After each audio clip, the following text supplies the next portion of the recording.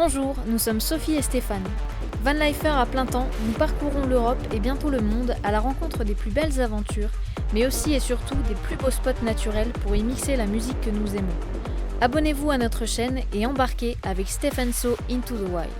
Bonjour à tous et bienvenue dans cette vidéo. Alors, vous allez voir qu'il se passe pas mal de choses et la chose principale qui se passe, c'est qu'il se passe rien. Notre van est toujours à l'arrêt, en tout cas pour ce qui concerne son aménagement. Alors, la faute au confinement, la faute à un employé, le plus précieux des employés pour nous pour l'instant, qui est Arnaud, qui est tombé en VTT, qui s'est cassé la gueule sur le rétroviseur, ce qui lui a ouvert la main. Mais si tout va bien, on rentre en atelier cette semaine, histoire de remplir l'atelier, mais lundi prochain, Arnaud est censé revenir, et donc on commence le perçage des fenêtres, et pas mal de choses qui vont s'enchaîner. Et donc pour l'instant, on essaye d'anticiper les problèmes à venir, et en particulier, il va bien falloir qu'on finisse par monter ce chariot dans le van. Vous allez voir, c'est le principal sujet de cet épisode. Allez, c'est parti. Toujours empêtré dans nos problèmes de rampe et de chariot, on va tenter un truc, puisque quelqu'un nous a fait remarquer qu'il y avait peut-être une possibilité en fait de resserrer les roues du chariot. Alors plutôt que de chercher les rampes sur mesure, c'est vrai que c'est pas bête du tout. Alors on a vu que c'était pas impossible en fait. Je pensais qu'on avait condamné la possibilité de ramener un peu les roues avec les soudures du métallier, mais a priori non. Donc ce que je vais faire, c'est que je vais décharger le chariot, qui va me permettre de le mettre sur le côté et de regarder plus simplement comment sont fixées les roues, et on va voir ensemble si c'est faisable.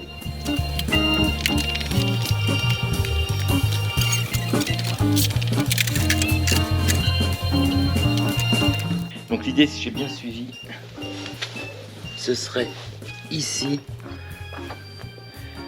de faire glisser ça à l'intérieur pour que ça rentre. Et alors vu qu'on a vu qu'il manquait quoi, mais 1 cm, et bien là on coince, mais quoi, à 1 cm je dirais, 1 ou 2, à peine de faire rentrer. C'est vrai que là et là, bon c'est la soudure, mais il y a la place. Bon, on va dévisser ça et on va regarder si ça glisse.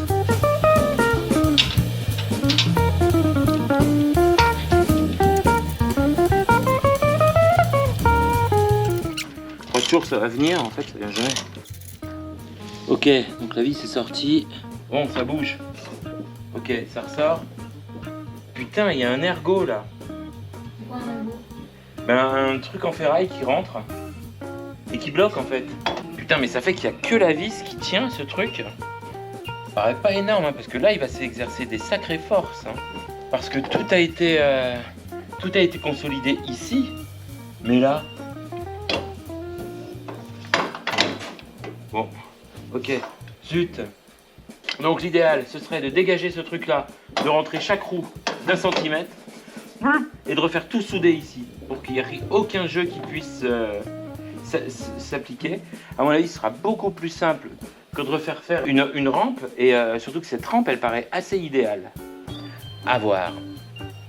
Et donc pour ce qui est du centre de la rampe, qui lui est pas traité antidérapant, et donc qui fait glisser la roue, ben on y applique simplement une peinture Raptor, celle qu'on voulait pour le van peut-être.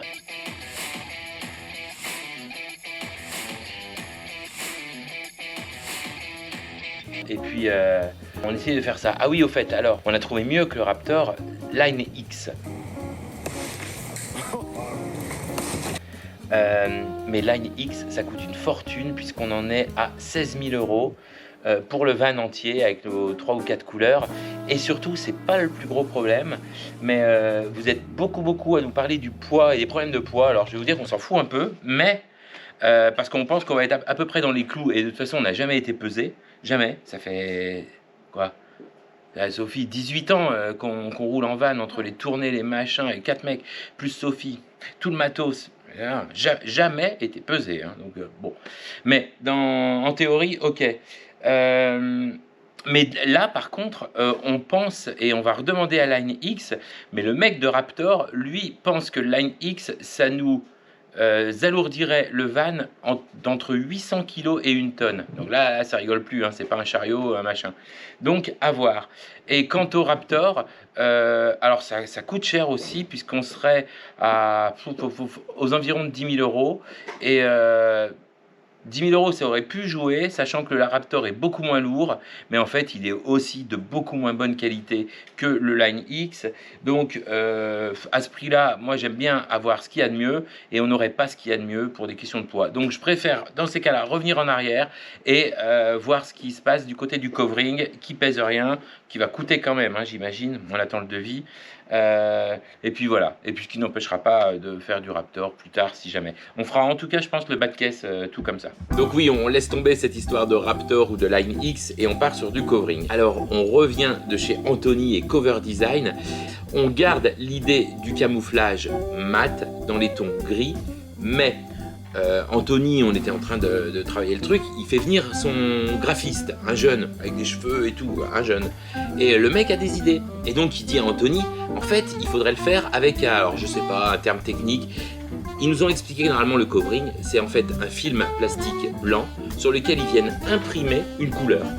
Et que la couleur, ça peut être même de l'alu brossé, un petit truc métallisé, mais c'est de l'impression. Et le jeune avec les cheveux, il arrive et il nous dit qu'il avait une autre idée. Et en fait, de partir d'un film déjà gris métallisé, teinté dans la masse, j'en sais rien, j'espère, mais ça m'étonnerait, mais en tout cas déjà gris, à partir duquel il met en place d'autres teintes de gris. Alors bon, nous on a dit pourquoi pas, on sait pas trop, puis à un moment il dit ouais tu sais, comme le van, machin, etc. On peut le voir le van? Et là il nous emmène voir le van. My God, mais il est terrible, incroyable. C'est un mat brillant. Et ouais, ça existe. Et donc, ça va donner une impression d'aluminium, donc avec 3 couleurs, une teinte de gris foncé qui va être en fond, du noir qui va venir se plaquer dessus, et du gris, alors vraiment clair, vraiment aluminium, comme ma moto, comme pas mal de choses, qui va venir faire donc les tâches de camouflage. Et en plus, on a vu sur le covering du van qui nous avait montré qu'il y avait certaines jonctions entre les teintes qui n'étaient pas claires. Et on repartait et je me suis dit mais en fait ça c'est super beau. Alors on est revenu, on leur a demandé en fait si c'était possible de faire des jonctions donc de teintes, vous vous souvenez hein, on est sur le camouflage, pas trop net entre le gris clair, le gris foncé et le noir. Et il nous dit ouais bien sûr, c'est une autre technique de je sais pas, pas d'impression, enfin si peut-être, je sais pas, ou de conception en tout cas, et que ça va être fait comme ça. Et là ça va être d'une beauté terrible. Et donc ce qu'ils font, c'est qu'on imaginait au début qu'ils allaient faire par exemple un covering gris, et que dessus ils allaient remettre des pièces blanches, enfin gris clair ou noir. Et pas du tout, en fait ils font un dessin complet, donc par informatique qu'on devrait avoir bientôt, du van et du covering du van, et qu'ensuite ils font imprimer les panneaux en fonction de ça. Donc chaque panneau a sa place. Ça va être d'une beauté terrible, d'un prix à mon avis qui va être aussi terrible que ça. Mais bon, on verra bien. On attend tous les devis parce qu'on n'en a aucun, ni pour l'aménagement, ni pour le covering, ni rien. Donc je sais pas comment tout ça va se finir. Mais en tout cas, ce qui est sûr, c'est que ça va être beau. Et ce qui nous permet de continuer à attendre ce qui ne se fait jamais, c'est-à-dire pour l'instant l'avancement du van, c'est parce que plus on avance en fait dans les discussions et dans les réflexions, plus on se rend compte que ça va être vraiment hyper beau. Donc on est vachement content. Bon, et puis ce qu'il va falloir se décider, parce qu'en fait ce système-là, le fait de ramener les roues, ça paraît le plus simple et le plus pratique, le plus cohérent. Il va falloir se décider sur la rampe. Et en fait, c'est vrai que cette rampe elle est super, mais on en a reçu une autre qui se plie juste en 2 et non pas en 4, donc qui n'a pas de charrière au milieu, donc qui n'a pas de problème de lisse, comment on dit, lisserie, lissesse, quand c'est lisse, de lisseté peut-être. Cette rampe n'a pas de rugosité en son centre, et la nouvelle qu'on a reçue, normalement oui, mais elle se plie en 2, donc moins peut-être pratique à ranger dans le van, par contre plus pratique à charger parce que moins de trucs à démonter. Donc je vais l'ouvrir devant vous, on va regarder ça, on va jeter un œil aussi à la rampe qu'on a reçue pour moto. Ça, des fois ça donne des idées, je pense qu'on va renvoyer, de toute façon on a déjà reçu 3 rampes, on en attend une 4e, donc à minima on en renvoie 3, et puis on va voir comment ça se présente. Donc ça c'est assez long parce que elle ne se replie pas en 4. Juste en 2. Ah non, mais celle-là, elle se replie en 2 et pas en 4, donc elle a le problème du milieu aussi. Merde. Ok. Putain, moi qui voulais faire une super vidéo, unboxing et tout et tout. Quelques-uns parmi vous m'ont demandé si on avait des roues de rechange ou si on prévoyait un kit en cas de crevaison. Alors j'ai pas su s'il parlait de la roue avant ou des roues arrière, mais regardez, les roues arrière, il n'y a aucune valve, nulle part. Donc, est-ce que c'est increvable ou quoi? Alors il y a bien un petit truc ici qui ressemble à une valve, je sais pas trop. Mais ça m'étonnerait, je vois pas, ça va pas gonfler par là en passant par là, hein, n'importe quoi. Donc, putain, allez, on va dire que ça c'est du dur, hein, que ça gonfle pas. Sinon, l'idée de gonfler à l'eau, génial pour avoir plus d'adhérence, plus de centre de gravité, c'est pas mal, mais par contre ça va nous rajouter du poids. Et même si le poids on s'en fout, on va quand même essayer de pas s'en mettre. On préfère toujours mettre une guitare que quelques litres d'eau dans un pneu. Bon, les lundis s'enchaînent, les semaines passent et il n'y a toujours rien fait dans le van, donc on ne va pas le faire nous-mêmes. Plus on avance dans le temps, plus on se dit bon ben voilà, ça va être fait là, ça va être commencé là. Puis non, ça commence jamais, mais bon. Donc voilà, on est un peu coincé. Dans tous les cas, on a reçu aujourd'hui la dernière rampe pour tenter de monter le chariot. On va l'essayer, mais à mon avis, même si elle fonctionne, le problème de cette rampe, ça va être le chargement. Et c'est pour ça qu'on est venu chercher le van, parce qu'elle est relativement large et je suis pas sûr qu'elle passe de côté, sous le lit et au-dessus du passage de roue. Alors ça c'est la dernière rampe, c'est celle qu'on a reçue tout à l'heure, donc elle est un peu plus large. Normalement elle a pas de cornière, elle a juste des petites surépaisseurs et on va voir si ça fonctionne. Par contre elle ne se plie qu'en 2 et pas en 4 et c'est ça notre problème, on va voir ça.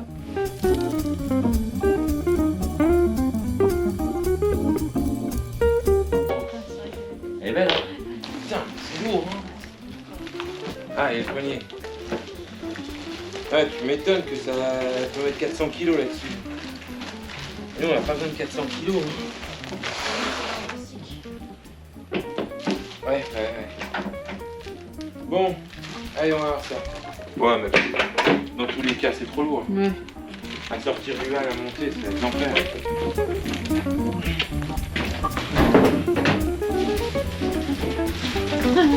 Ouais, c'est juste, hein. Ouais, c'est vraiment juste.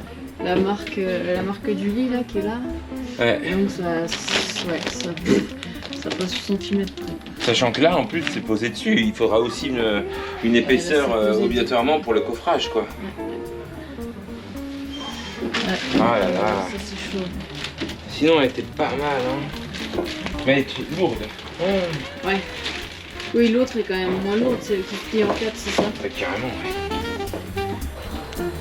Bon, on a monté le chariot pour l'emmener chez le métallier. Vous avez eu raison pour certains de nous mettre en garde sur le fait qu'il fallait bien arrimer le chariot. Et une question que je me posais, donc ici, il y a des petits freins donc, que j'ai actionnés qui bloquent les roues arrière. Et ma question, c'était de me dire, si jamais je mets une espèce de sangle ou quelque chose qui tient le frein avant, parce qu'il y a un frein à disque devant qui bloque tout, je pense que ça suffirait. Alors n'hésitez pas à nous donner votre avis là-dessus et surtout de me dire est-ce qu'il y a un problème si vous pensez que pendant plusieurs heures, enfin plusieurs jours même des fois, le frein est serré complètement et donc le câble en tension, je sais pas trop. On est mardi et on récapitule. Hier nous sommes allés chez le métallier pour faire couper les petits ergots de notre chariot, mais il était fermé. On va y retourner aujourd'hui. On va faire un petit récapitulatif sur les rampes parce que la nuit porte conseil et cette nuit j'ai quand même pensé à 2-3 choses. Donc ça c'est la rampe énorme qu'on a reçue hier qui est beaucoup trop lourde, beaucoup trop grosse. Ça c'est la rampe a priori qu'on va garder, vers laquelle on va s'orienter, qui a pas mal d'avantages à condition donc qu'on resserre les roues du chariot. Celle-ci on ne l'a pas ouverte, elle présente a priori les mêmes inconvénients que celle qu'on va garder, c'est-à-dire qu'elle est trop étroite, mais d'ailleurs on ne l'a pas ouverte, je me demande si on ne devrait pas l'ouvrir quand même. Mais l'avantage c'est que non, elle n'a pas d'avantage, c'est qu'elle se plie que en 2, donc on n'aura pas la place pour la mettre dans le van. Donc oui, ça ne sert à rien de l'ouvrir. Et par contre celle-là, c'est la rampe de moto. Et je pense qu'on a vite écarté l'idée en se disant ouais ça va être compliqué de marcher un pied derrière l'autre, etc. Et, de porter... et en fait je pense qu'on va essayer. Donc je vais quand même l'ouvrir. On a déjà eu le bon de retour, etc. Tout est nickel. Ils nous envoient un transporteur pour nous reprendre les colis. Mais on va quand même l'essayer aujourd'hui pour être sûr. Parce qu'elle fait 2,26 m de long. Donc ça c'est pas mal parce que ça offre un angle d'attaque qui sera moins important. Donc moins d'efforts au niveau du portage ou au niveau de la pente à réaliser. Bon, on va voir. Donc je vais la sortir.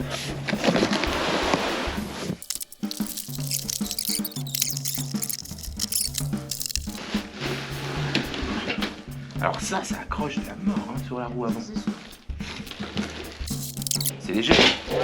Ouais. Voilà, hop. Ça a l'air pas mal hein. Le van il est à peu près à cette hauteur là.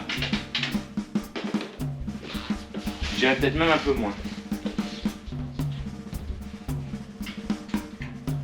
Ouais, c'est sûr qu'il faut pas se casser la gueule hein, quand on est là. Bah ouais, c'est ça, ouais. Mais peut-être qu'on se casse pas la gueule. Ouais, ouais. Bon, je suis impatient. J'ai mis la rampe sur l'escalier qui monte à la cave. On est à peu près à la hauteur du van. Et puis je vais faire un premier petit essai. Là déjà, ce qui est chaud, c'est que je suis à l'aveugle. Ouais, faut essayer en grandeur nature tout à l'heure. Ouais. Ok, ça c'est déjà une bonne idée. Il y a de l'avenir sur cette petite rampe. On a trouvé un coin tranquille, le Sprinter, Django. On va sortir tout ce qu'il faut et puis ben on va tenter le coup.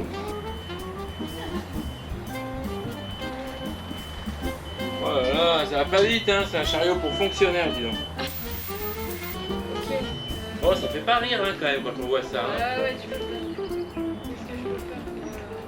Ce que tu peux faire, c'est te mettre d'un côté ouais, pour retenir.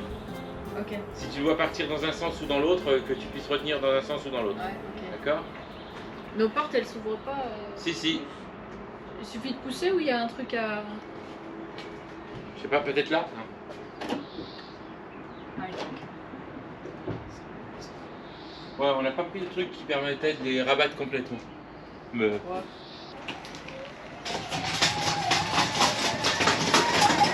Papa, nickel! Du premier coup! Ouais, alors sauf que là, t'es rentré dans le van avec. Tu pourras pas faire ça quand tu vas. C'est parce que j'avais peur.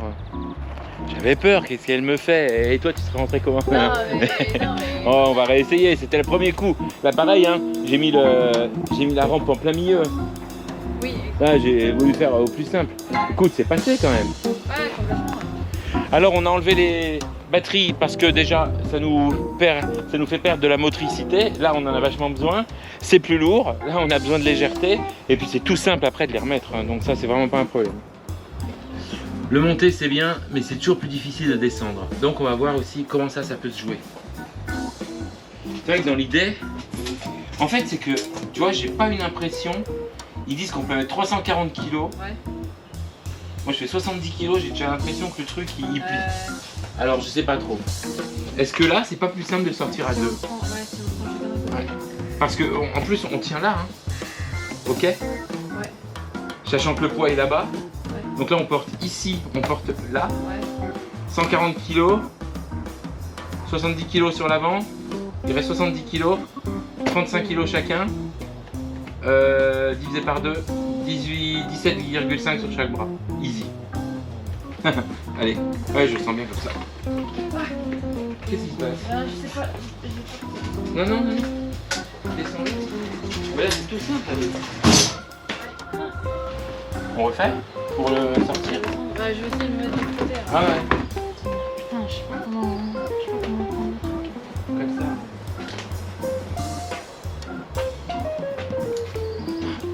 Tu vois, on a de la force là, on le soulève le truc. Easy. Ouais, easy. Mais il faut le faire descendre hein, là, par exemple. Ça sert à rien qu'il reste en haut. Voilà.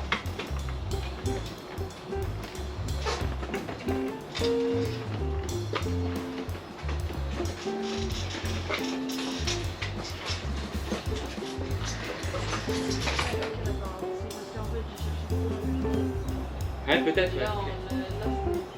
Ok. En fait, une fois que les roues arrière sont passées là. Oui, on peut. Ça, ouais, exactement, ça ne sert plus à rien.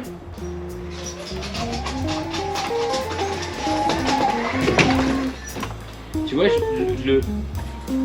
de le reculer tout seul, je le sens moins. C'est plus dur de retenir que de pousser, je trouve. C'est pour ça que pour le descendre, je le sens mieux à deux. On refait?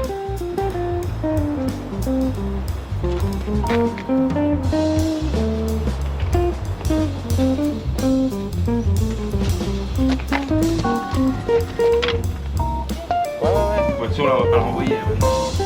Donc on va pouvoir l'essayer sans les pètes. Ouais.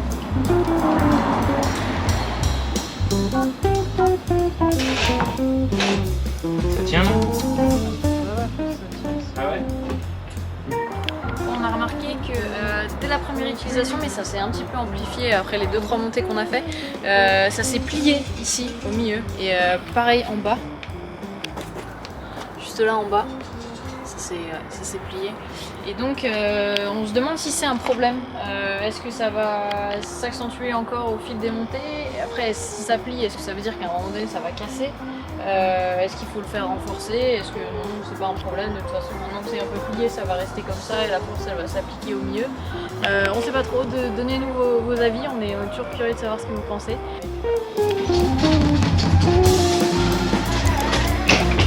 Voilà, et donc après, ça, on le rentre.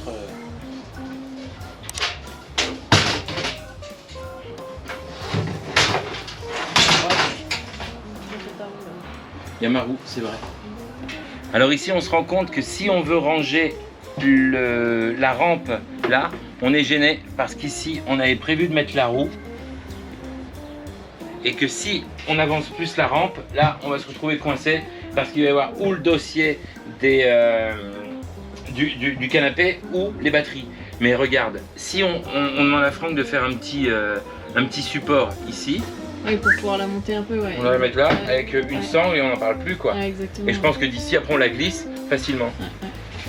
Voilà, il faudra juste calculer par rapport à la roue en fait. Et on est tranquille, donc même on la mettra même comme ça, tu vois. Au plus près. Ouais, tout à fait. Ouais. Avec la roue et puis voilà. Donc ça peut être bien. Bon, et bien. Ah, ça semble concluant. Ouais. Ça semble concluant. Est-ce qu'on va pouvoir envoyer l'autre? Ah, ça va être chaud. Il va falloir bien la nettoyer. Ouais. On va tenter le coup, on verra bien. Et donc voilà, en matière de rampe, c'est bien Franck qui avait raison. La solution, c'est la rampe moto. Alors moi, vous vous souvenez, j'avais peur que ce soit trop fin et que ce soit casse-gueule quand on monte. À un moment, je le dis dans la vidéo, à moins qu'on se casse pas la gueule. Ben, on se casse pas la gueule, donc c'est top.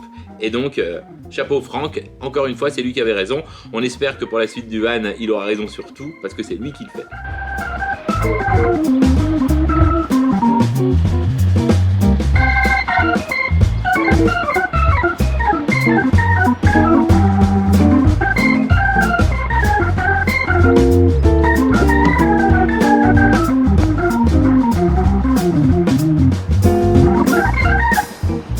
Bon, je suis en dessous du van. Je regarde comment c'est là-dessous. Ben, c'est tout super. On a le réservoir d'essence, l'arbre de transmission. Hop. Donc ça descend pas mal, ça fait perdre de la garde au sol. Donc là, on voit vraiment le pot d'échappement. Et puis le train avant, le fameux renforcé.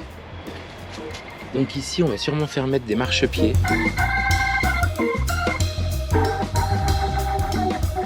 Qui vont nous baisser un peu la garde au sol, mais vu que elle est déjà prise par ce gros truc à l'arrière là, et la transmission, je pense que ça va pas gêner.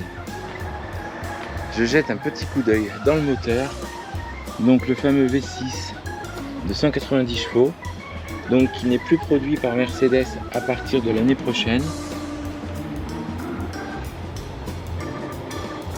Et donc voilà, si vous souhaitez un Sprinter V6 de 190 chevaux, il faut vous décider avant le mois de juin. Donc je crois qu'ils vont garder la puissance, il va rester un Sprinter de cette puissance, mais ce sera sur un moteur